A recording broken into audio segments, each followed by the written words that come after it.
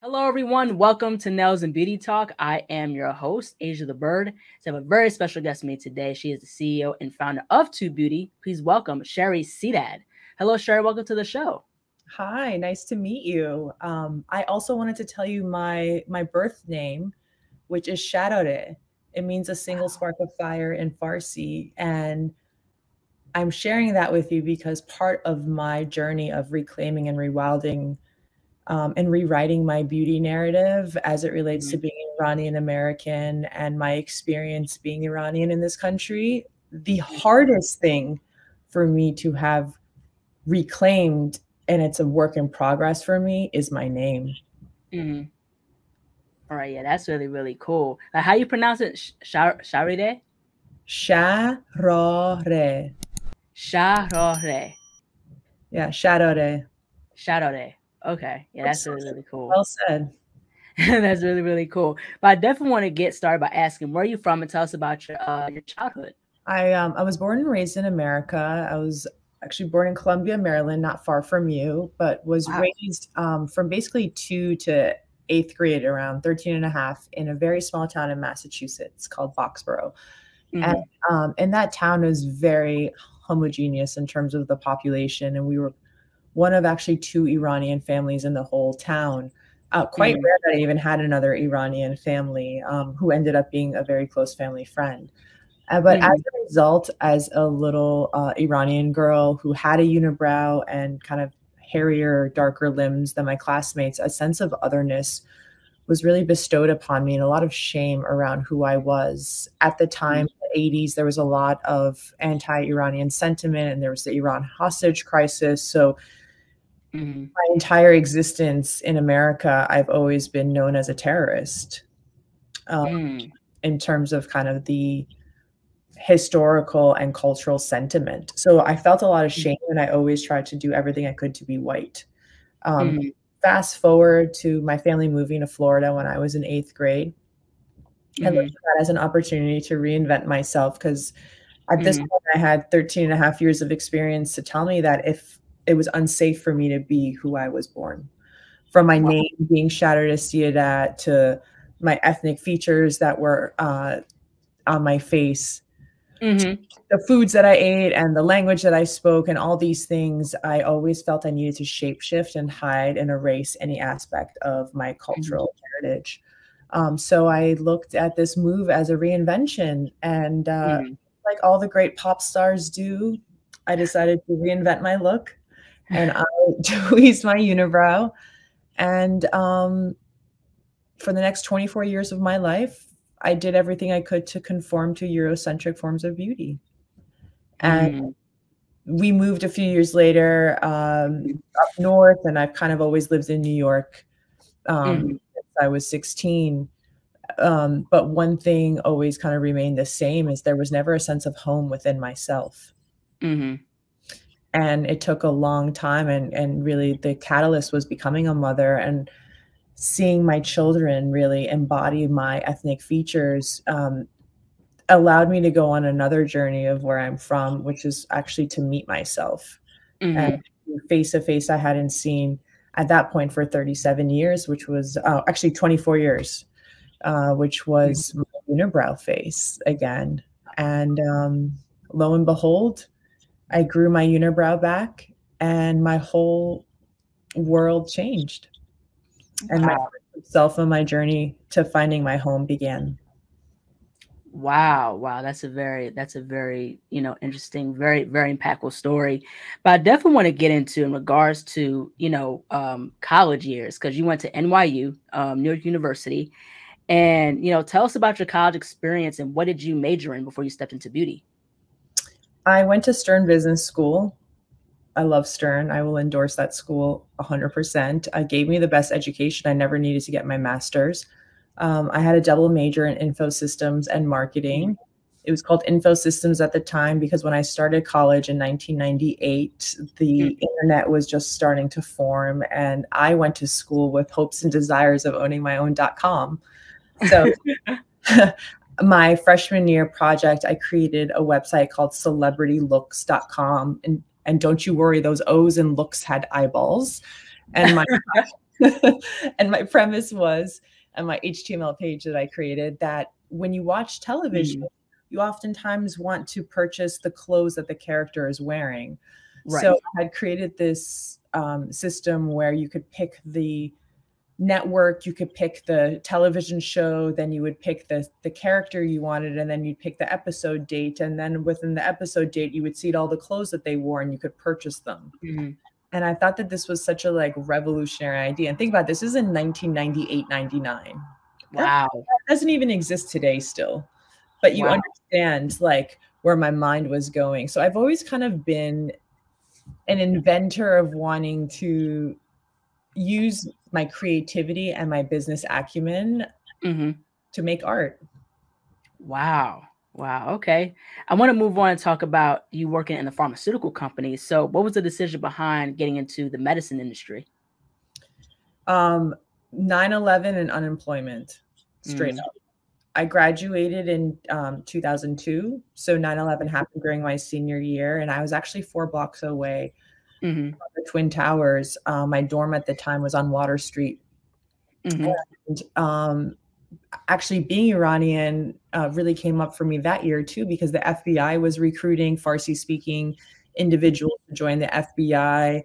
I had a tremendous PTSD from 9/11, having witnessed what I did. And I ended up interviewing with many firms, got a lot of offers, took an offer with an energy company at the time, PSEG, because they paid me the most money, straight up.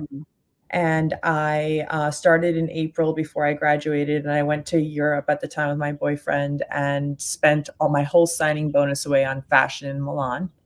And I came back and they had rescinded my offer because of the economy, because of this like post 9/11 economy. And you know, also I was considered an axis of evil at the time. So here, like, again, it was unsafe for me to say I was Iranian. And I went on this website called monster.com back then. This is in 2002. It was an unemployment website. And I put in my resume, and 6 weeks later, I got an offer to be a marketing manager at a pharma marketing company. And wow, that is how I got into pharmaceuticals. Wow, that's very, very interesting. But I definitely want to get into Tude Beauty, because you went from being in the medicine and marketing industry to getting involved with beauty. So I want you to tell the story about Tude Beauty and how it came about. You know how many times I've told this story, and every time I get asked that question, I'm always like, how do I offer something new to this? So anyway, I'm just giving you my inner monologue. You know? Yeah. How did I start Tude? Well, I would actually say that Tude found me. I had no intention of starting Tude Beauty. Was kind of sharing with you earlier about my experience being a mother and reclaiming my just like facial features that I had because I saw them in my daughters. And when I had seen my unibrow at age 37 after 24 years of not having it, and looking at my face and being like, this is not a scary face. Like, society has trained me to believe this is a scary face, but it really isn't. And like, my shoulders dropped and my aura changed. And I thought to myself, wow, like, I have put myself in this prison, a self-imposed prison. Society helped contribute to it, but I kept myself in it. And I thought, wow, like, I felt the sense of freedom, and I know that freedom is contagious. We're all searching for a level of freedom, but like, who is teaching us that? So I thought, I have to do something with this gift or this experience and like share it with others. But what is the right storytelling mechanism to do that? And I thought, go to Storytelling Mechanism 101, books. So I said, let me write a children's book about a little girl with a unibrow. And then we can kind of, number one, normalize, and we see the representation in the media with a new generation who may not have those biases as people my age or yours. And I started on that. And in the process, I thought of bundling a complementary product with the book. Picture a creamy eyeshadow or a glitter stick. And I thought of like my unibrow, like a superhero mask. Mm. I thought if I kind of could color this in, and then I could really embody and visually show that I will throw colors and crystals on parts of myself that I once held in shame. But as a young child, you may not hold things in shame, and I hope they don't. So I thought, like, why not use that as a highlighting tool to accentuate like your superpower feature? And my book agent thought that was a really good idea at the time. A month later, I got a rejection letter from Scholastic because they did projected sales on like for the book fairs, and they realized that unibrow books would not sell. And this was right before the diversity boom. This is in the summer of 2019. So in August of 2019, I walked into a lab to say, can I come up with one product at the intersection of clean color and like high performance? From being pregnant, what were the toxic chemicals that I would not want in it? So I knew that clean was important. And next thing I know, I had a product in 3 weeks. And shortly thereafter that, I realized I might have a business on my hands. And that's kind of how I walked into Tude. Wow. Wow, that's really, really incredible. But I definitely want to get into with your brand. You offer nail polishes, you have mascaras and color creams. So what makes Tude Beauty stand out? What makes it so unique from all the other like high-end popular beauty brands? Well, Tude, which I don't think I've shared yet, is short for attitude. And that's because the moment I changed my attitude and my perspective on myself, about myself, when I saw myself with the unibrow, my whole world changed. And so while I am in the business of makeup, I think what sets Tude apart is I'm really also in the business of freedom.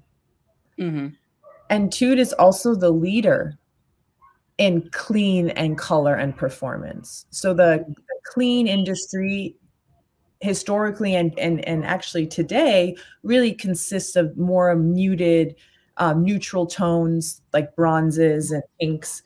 And I thought, why? We deserve it all. We deserve like electric, vibrant, triple chrome, all the technology that we have in the toxic market, too clean if the technology exists.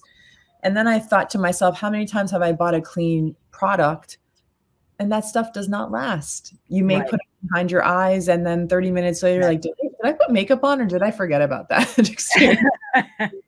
So I thought, and that's when like the performance became so important to me. So I said, yes, the cleanest for my endocrine system and for all, but also like, can I see that I put the makeup on? Otherwise there's no point.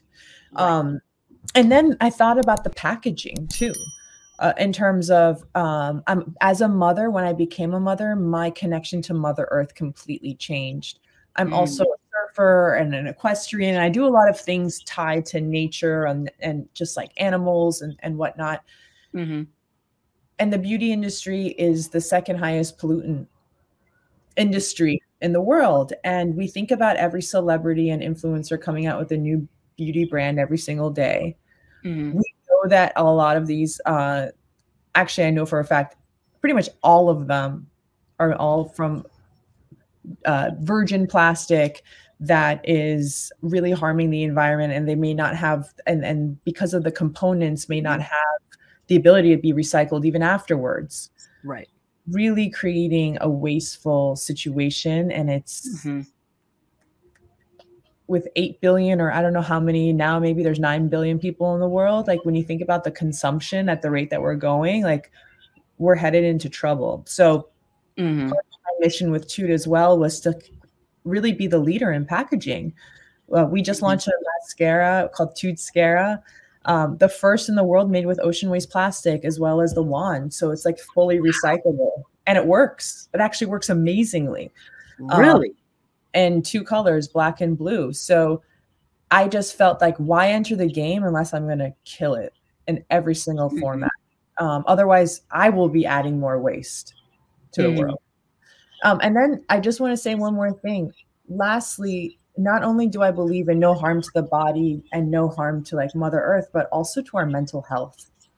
And because of my experience in the Iranian body, and knowing how I felt about how the industry talks to me or does not talk to me or kind of tries to erase me. The mental health aspect of this beauty brand is so important to me, to really share the faces and the stories of all forms of beauty. It's so performative what I see in the industry in terms of diversity and equity. But I felt that, why don't I just show the example that I wanted? And sometimes it forces me to put my personal self out there, like visually.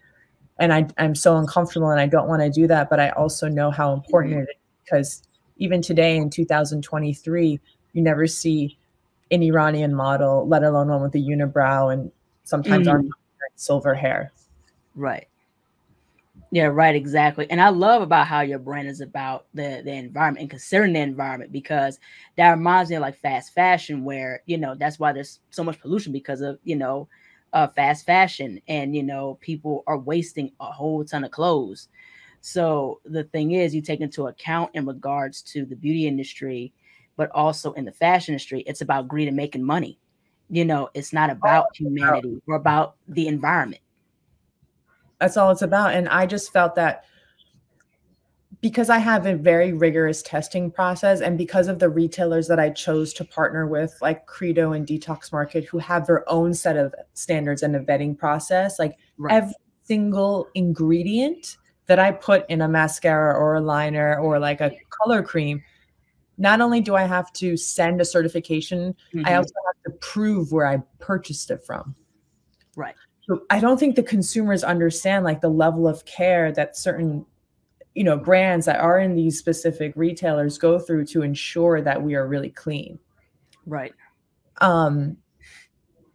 Yeah. So I just feel like with being also the inventor of the first biodegradable glitter in the world, at Tude, we really believe like if an indie brand like us can find these longer term solutions to our everyday products, I really want to be a thought leader and a connecting force from big to indie brands to say like, we have to work together to save this planet. None of us can do this alone. Right. Yeah, absolutely. Most definitely. I could totally agree with that. But in regards to your bio glitter, you said it's biodegradable. So for those who don't know what biodegradable means, what does that mean? Biodegradable means that it breaks down to kind of enter the earth and not harm the earth. And it has a regenerative upcycle to it. So our biodegradable glitter, the actual particle of glitter, is made from eucalyptus cellulose. So the eucalyptus is a green plant.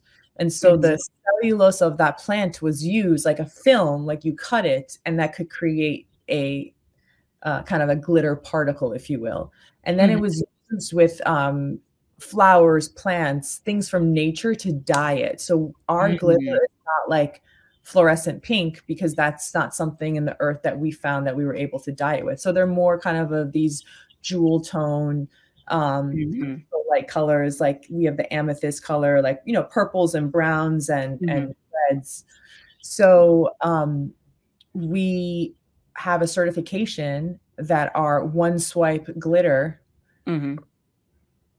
can, number one, enter the waterways. I think what a lot of people don't know who wear glitter is all glitter is made out of plastic. And when you wash your glitter off in the sink or in the shower, that is going down the drain, that is entering our waterways, and that is harming, you know, the wildlife. And then when you think about going to a sushi restaurant or going to your favorite seafood house, you're actually ingesting the plastic that you washed off in the sink and shower. So I really wanted to create a new solution for that, because glitter is not going away. And with festivals coming back now, with COVID kind of in this space of now public gatherings happening, we're going to see a greater consumption of glitter. But what are we doing about it? So our biodegradable glitter is certified by a third party that in 28 days or less, it's completely absorbed in the earth. And if an animal comes across it between day 1 to 28, ingest it, it will just be secreted out. So it doesn't even harm animals either. Mm-hmm. Yeah, yeah, absolutely. But what are you what is your favorite products to use in regards to like for your makeup, especially with Tude Beauty? Well, it's interesting. I create all the formulas. So some of the things I want to tell you are things in development that I'm going to launch either later this year or in 24 or 25. But Mm, I'm really proud of our Tude Scara. Our Tude Scara that launched in September is made 99.3% all natural, meaning like plants and vegetables made that mascara. The wow. 0.7% is just the glue essentially that binds all of these formulas together. Mm, And it's in the color black and the color blue and in the first mm, waste plastic packaging. Like to me, it's just a home run in every aspect. And mm, she's cute too. She's purple and cute, So that I'm very proud. This blue mm, triple chrome color that you see, there's like a little bit of purple in there, a little bit of red and blue, is mm. a hypnotic color cream in color Wow. Moonborns. And I'm so proud of that innovation too, because these pearls is what creates that like triple chrome effect. Mm, Very hard to achieve in like the non-clean market, but to achieve mm, clean has never happened before.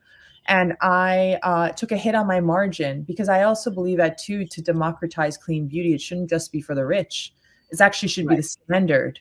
There should not be Mm, special retailers that only sell clean. There should be mandates that clean is only sold. right. And this costs Mm, $4,500 a kilogram for the pearl, just mm. formula. No Wow. brand is investing in that type of like technology because they'll take a hit on their margins. And I'm selling Mm, the hypnotic color cream at $18. So very affordable. mm. And they come in 4 shades. Wow. So check those out. There's like Prism, which I used to call Peacock when I was in development because it's like these beautiful Mm, dual tone blues and greens. And then there's Afterglow, which is more like sunset vibes, and Cosmos mm, has more purple silvery feeling to it. Um, mm. and I will say our soap brow is our like #1 hero SKU. It always amazes me every day when someone tells me how much soap brow changed their life. It's an all natural way to kind of style Mhm. their hair, and a lot of people use it on their eyebrows. And a lot of people say, I don't need a facelift anymore after soap brow. So that feels good. Yeah, that's really, really cool. But I definitely love like the eyeshadow of your eyes. Like, I love how it's like so cohesive with like, the gray, and your dark brown hair and the unibrow and Thank it, you. you look very beautiful. Oh, you're so sweet. Thank you so much. And something about Tude is that I really believe it's always been a non-binary brand. And this was before that term was popular. And what I meant by that is not just in gender expression, but also in the parts of the body that we place makeup. Because who said that blush goes on cheeks and lipstick goes on lips? Like Right. now, I don't know if you can see this. I have like my brown color cream that a lot of people could wear as an eyeshadow, as like a Mhm. lip liner Oh in wow. order. And then I have like my lip gloss in between, but that's like a lip liner, but people would think Mhm. that was a brown eyeshadow. So I'm kind Mhm. of like looking at Tude to invite conscious creators in to say Mhm. non-binary beauty, place the safest paints anywhere all over your body because every inch of us is a canvas.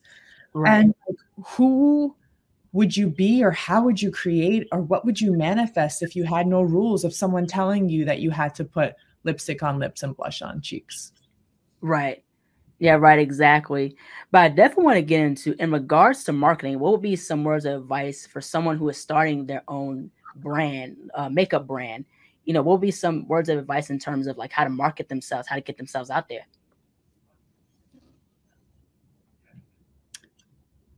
I can tell you what the industry says, but I'm a very atypical person. Hmm. So if the advice is coming from Sharareh, it would be the following. It would say, really invest in connecting to yourself.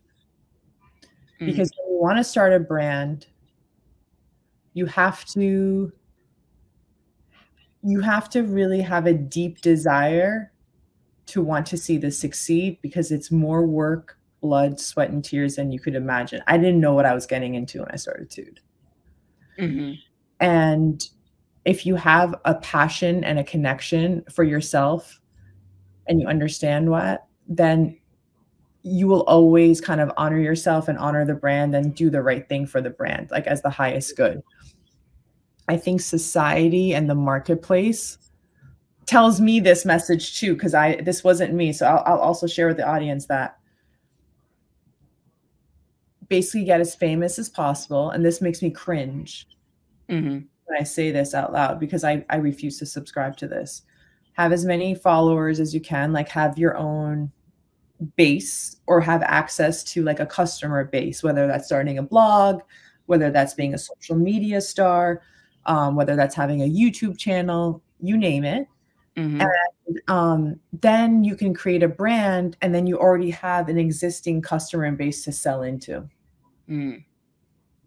But I often feel like there is more than one way to do things.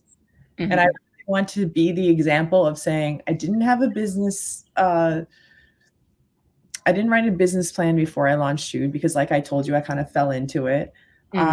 I refuse to go about things the way that the industry has done it. And I refuse to say I need a celebrity or an influencer to validate me. Right. And yet I also know that that is socialized systems that we play in. So I'm also trying to figure out the same thing that you're asking me. That's very interesting. But I definitely want to get into the beauty industry, because it's always evolving and changing. You know, technology is growing very, very fast, and it's becoming more advanced. And makeup products now, you know, if you look at, you know, Fenty Beauty, it's more inclusive of all skin tones. With your experience of having your own brand, in your perspective, what is your take of the growth of the beauty industry concerning makeup? I think that COVID and TikTok really blew up the beauty space, because people were home, people were making content, people were feeling very experimental, people were bored.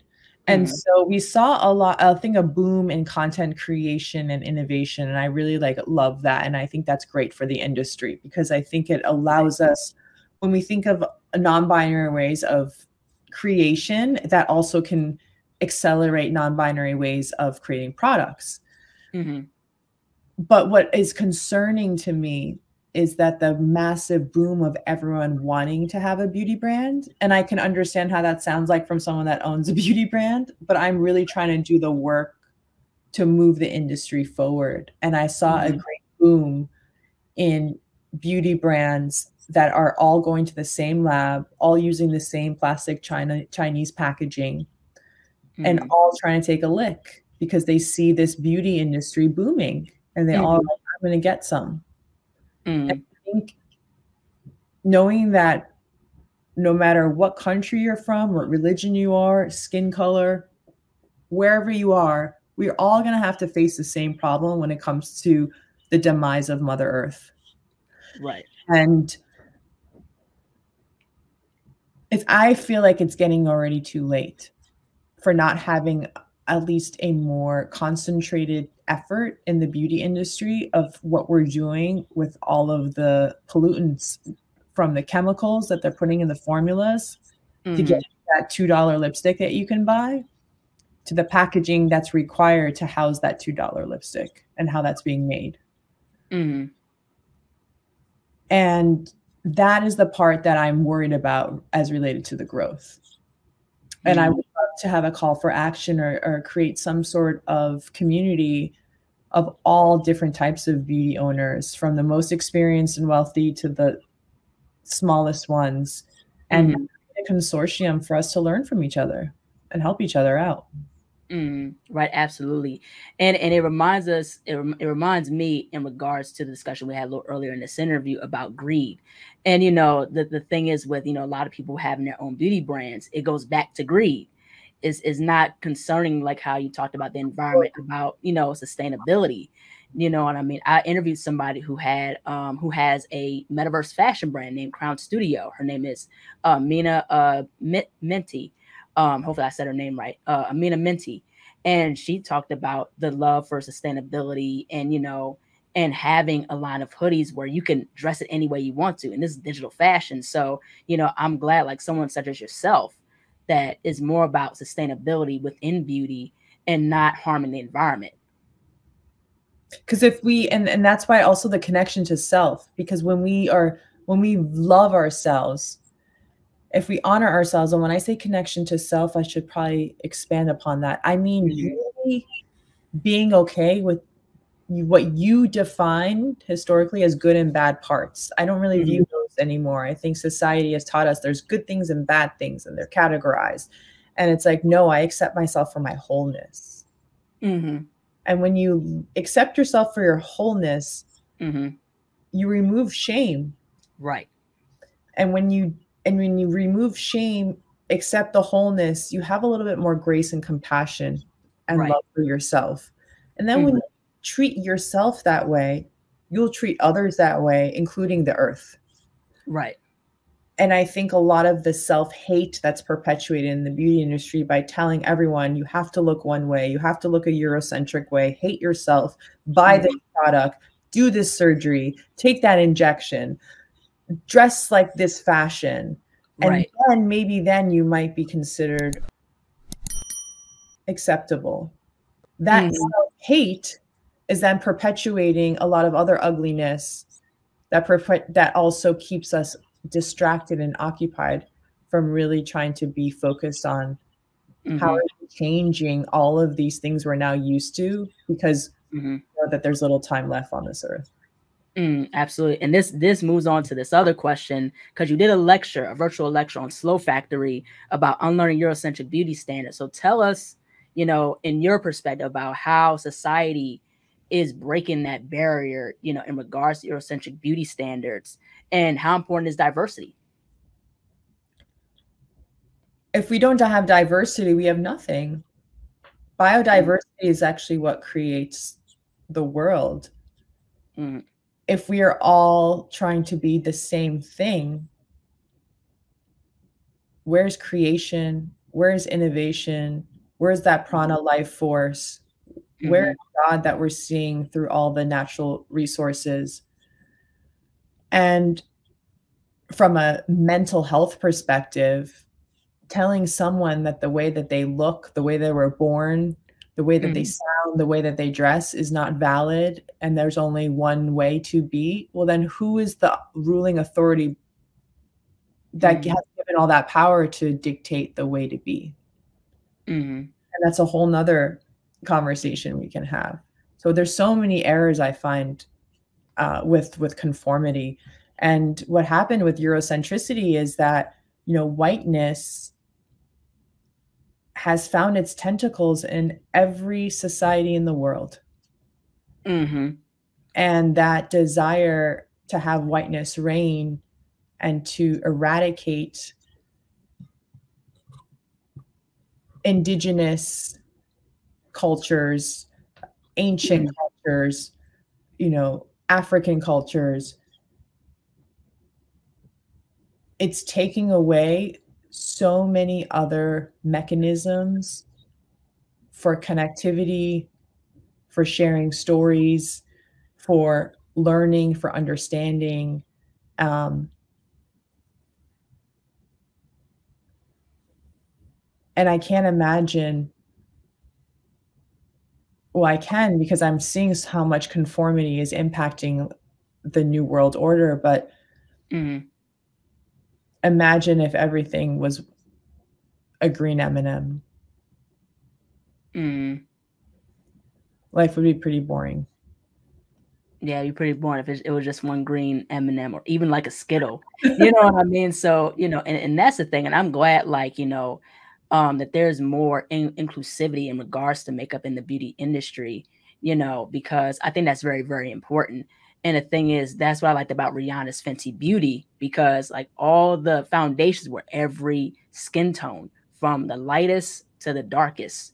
And that's something that's very, very important. You want to have, each, walk of life being represented.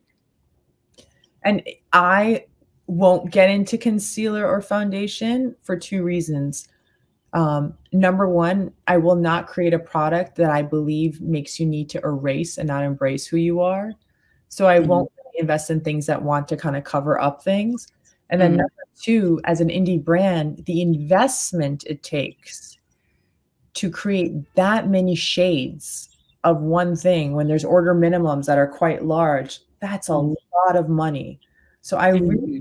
like my advice to the beauty industry is unless you're going to be like Rihanna and Fenty Beauty and invest in that wide library of shades, allow the people that have the capital to kind of invest in there, Mm-hmm. then kind of creating like limited edition Mm-hmm. collections that don't create a truly inclusive line. Mm-hmm. And I definitely want to get into this question. We as human beings, we all have imperfections. There are some days where we love ourselves and our skin, sometimes we don't. Everyone, is on a journey of self-discovery and reinvention. And what I liked about in your bio, you talked about being bullied for your unibrow, and you also had to reinvent yourself. So tell us about how you've been able to gain confidence with your unibrow, and what are some ways you were able to reinvent yourself? I've always believed that I'm more than one thing. And Mm, now we live in a society, in a world where that is not only celebrated, it's almost required of us. mm-hmm. But when I grew up, it was more like you are one thing and you're really good at that one thing. And how dare you be more than one thing? Right. So I learned to honor the multitudes that I am. Mm-hmm. I have different personas. I'm an athlete. There's a side of me that I could see a whole timeline for myself where I was just like a professional athlete and that's all I did was fitness all day. I'm a writer. There's another side of me that's a writer. Mm-hmm. There's another side of me that's, you know, into being an educator and a dancer, so on and so Mm-hmm. forth. And the Wow. confidence that I learned was to not feel like I needed to shrink who I was to be digestible for others, but Right. in fact, expand and evolve and grow and lean into the gifts that I have for myself. Mm-hmm. Absolutely. When I learned to be comfortable with all that I was included me having a unibrow. Mm. And I realized that as long as I belong to me, as long as I validate me, as long as I figure out what are the ways that I'm tending to myself and my needs Mm-hmm. and wants and desires, then the external view of who I was Mm-hmm. got smaller Mm-hmm. and the internal view of how I saw myself got larger. Mm-hmm. And so when we think about power and control dynamics, I was really empowering myself Mm-hmm. to be in control of my thoughts and in my energy. Mm-hmm. And that is, I think, one of the greatest gifts that we can teach ourselves and our children. Mm-hmm. Yeah, absolutely. Because we live in a time of social media, and it's easy to compare yourself to other people and look what other people are doing, and also to I think it's also to the sensationalism and idolism we have for people who have money, like with celebrities and influencers and things like that. So when we compare ourselves to other people, that lowers our self-esteem and our confidence within ourselves. Especially the value we have within ourselves. So I think one of the things this plays a part with in regards to mental health, because it's very, very important, to really gain a sense of self-esteem and self-worth within yourself, you know. 1,000%. I sometimes speak with teens in various programs, and one of the things I've told them in the past in this age of celebrity kind of culture is I've said, how y'all want to be famous? And they're like, yeah. And I'm like, well, how about that the moment that I grew back my unibrow and wasn't trying to look like what everyone else looks like and just Mhm. leaned into being okay with showing the world like this is me. Right. No matter what, I'm going to have a positive self-regard for myself, even if you don't accept me, was the moment Mhm. that I got a little bit of fame. And again, I said, and we're living in a world where individuality is reigns supreme. We're not living in a world that I grew up in. We're living in a world that you're growing up in now. And everyone is trying so hard to create that uniqueness, like manufacture it, if you will, but are all unique. It's work is how are we actually taking away, stripping away what we've been conditioned to feel is who we need to be, and actually just getting to the source of who we are. Yeah, absolutely. Absolutely. In 10 years, what does your future look like, and where do you see the Tude Beauty brand going? 10 years. Well, my birthday's at the end of this month. I'm going to be 43 at the end of this month. So I'll be 53, almost 53 in 10 years. At that point, my children will be all off to college. Wow. So I will be like, this is maybe even a bigger question. In 10 years from now, I hope that Tude is operationally in a kind of an easier place than now in the more of the elementary stages. And I hope to be acquired by then. I'm going to speak into existence and kind of still stay on as creative director and a driving force in terms of formulations and product development. I hope that my daughters are happy and healthy and thriving. To say that my daughters are not my driving force in life, I would be lying there.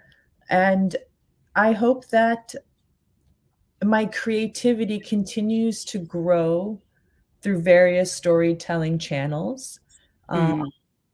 There's some things I wish I could tell you now, but there's probably a project or so that I will launch in about 5 years from now. And I've already written my first children's book, and there's more stories to be told. So I could definitely see more books in my future as well. Wow, that's really incredible. Last but not least, where can people find you on social media, and how can people support Tude Beauty? You're so sweet. I just want to thank you so much for your time. It's been such a pleasure getting to know you. I am currently on Instagram at Sharareh Saidat, SHARISIADAT. Our Tude Instagram is at Tude Beauty, TOOD. We are also on TikTok at Tude Beauty. That is a channel that I have like no experience in, and everyone's like, if Tude's on TikTok, you guys are going to blow up. So if anyone wants to help me with TikTok, hit me up. I'm doing an open shout out on this podcast. Yeah, find us at tudebeauty.com. You can find our products there. We're also sold at many retailers, hopefully near you. Credo, Detox Market, Nordstrom, 13 Loon, Carbon Beauty, and Free People. Well, thank you so much for jumping onto the show. This is absolutely wonderful, Sharareh. Hopefully I said your name right. But, you know, I really enjoyed this conversation talking about, you know, your beauty brand, talking about how you're about sustainability and about the environment. And I really appreciate what you're doing, because I definitely what you're doing is very, very good. And it's something that no one else is doing. So, you know, so keep doing what you're doing. You know, I really enjoyed this conversation. Thank you. I appreciate you. And if I can help you out in any way in the future, I'm always here as your friend. Yes, thank you so much. Thank you. Take care. Thank you. Bye. Bye-bye.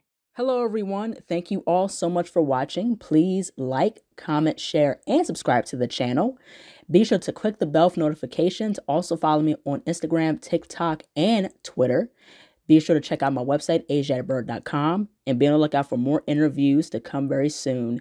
Take care, stay healthy, and stay beautiful. Bye-bye.